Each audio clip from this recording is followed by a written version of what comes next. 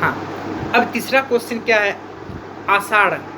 क्या क्वेश्चन, आषाढ़ का महीना आते ही किसान क्या करने लगते हैं। माने आषाढ़ का महीना आते ही किसान क्या करने लगते हैं, है ना। किसान क्या होते हैं, अपने परिवार अपने दलगत होते हुए क्या होते हैं, खेत की ओर अग्रसर होते हैं, आगे जाते हैं और खेतों में क्या करते हैं, हल चलाते हैं, है ना, बीज बोते हैं, फसल उगाते हैं। ये सब क्या होता है, कार्य संपादित करते हो, मैंने करते हैं ये सब कार्य, ठीक है। तो क्या जाएगा, आषाढ़ के महीना आते ही किसान क्या करने लगते हैं, है ना, क्या करने लगते हैं। जैसे देखिए, चलेंगे दौर झूलों के, मन खिलेंगे बाग फूलों के, किसानों के मगर हैं दल बढ़ी, हर खेत में हलचल, हरक कर हल चलाने आ गए आषाढ़ के बादल, ठीक ना। चलेंगे दौर झूलों के, खिलेंगे बाग फूलों के, किसानों के मगर हैं, है ना, दल, किसानों के मगर है दल, अच्छा, बड़ी हर खेत में हलचल, हरक कर हल चलाने आ गए आषाढ़ के बादल, ठीक है। ये क्वेश्चन है, आषाढ़ का महीना आते ही किसान क्या करने लगते हैं। तो आषाढ़ के महीना देखिए, आषाढ़ के महीना आते ही किसान दलगत होकर खेतों की ओर बढ़ चलते हैं, है ना, अपने हृदय में प्रसन्नता लिए हुए हल चलाते हैं।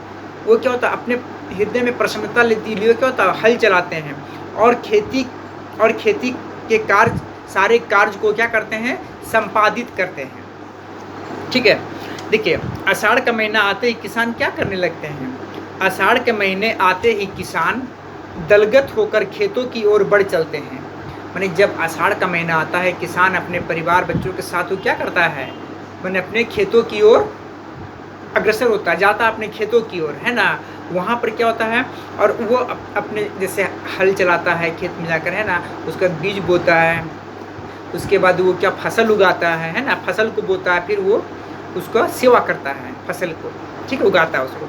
अपने हृदय में प्रसन्नता लिए हुए हल चलाते हैं, अपने हृदय में प्रसन्नता लिए हुए, और वो अपनी खुशी से, हृदय में प्रसन्न क्या हो जाएगा, और वो खुशी से क्या करते हैं, हल चलाते हैं। उसे एक आशा होता है, अगर हम अच्छे बीज बोएंगे, अच्छा फसल उगाएंगे तो हमारा जीवन यापन अच्छा चलेगा, ठीक है।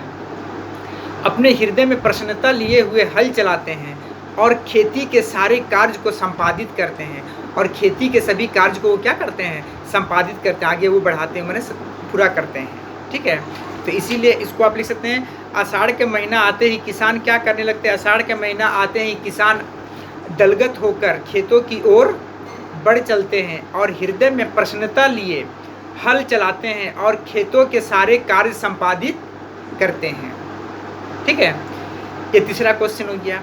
अब देखिए, कवि ने बूंदों को गंगा जल वो आंचल को सुरमई क्यों बताया है। मैंने कवि ने बूंदों को गंगा जल वो आंचल को सुरमई क्यों बताया है। आंचल को, है ना, उड़ाते सुरमई आंचल गिराते बूंदे, गंगा जल चले हैं आंजने, नीले गगन की आंख में काजल, है ना, कि फिर मेहंदी रचाने आ गए आषाढ़ के बादल, सजेगी मांग धरती की, बजेगी धान की पायल, ठीक है। ये क्या बोला कि इसमें प्रश्न है, कवि ने बूंदों को गंगा जल वो आंचल को सुरमई क्यों बताया है। कितना अच्छा मैंने प्रश्न है। गंगा, देखिए, गंगा जल पवित्रता एवं अत्यंत शीतलता का प्रतीक है। गंगा जल पवित्रता एवं अत्यंत शीतलता का प्रतीक है ना, शीतल होता है और वो पवित्र होता है। कौन, गंगा जल। कवि के अनुसार वर्षा की बूंदें उन सारे गुणों को संजोए हैं।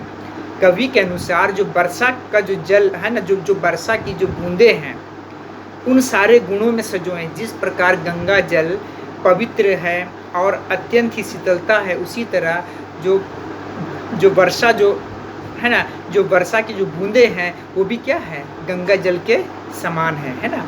जो गंगा जल में निहित है, जो गंगा जल में जो भी मतलब विशेषता है, वो क्या होता है, हमारे जो शुद्ध जो पानी होता है, जो वर्षा होती है, उसमें क्या होता है, वही चीज़ उसमें निहित है। वर्षा के बूंदों वातावरण को संगीतमय बना देता है। वर्षा की जो बूंदों है, वो वातावरण को क्या होता है, संगीतमय बना देता है। इसलिए कवि ने बूंदों के आंचल को सुरमई बताया है। इसलिए कवि ने गंगा जल के आंचल को क्या बनाया, सुरमई बताए हैं।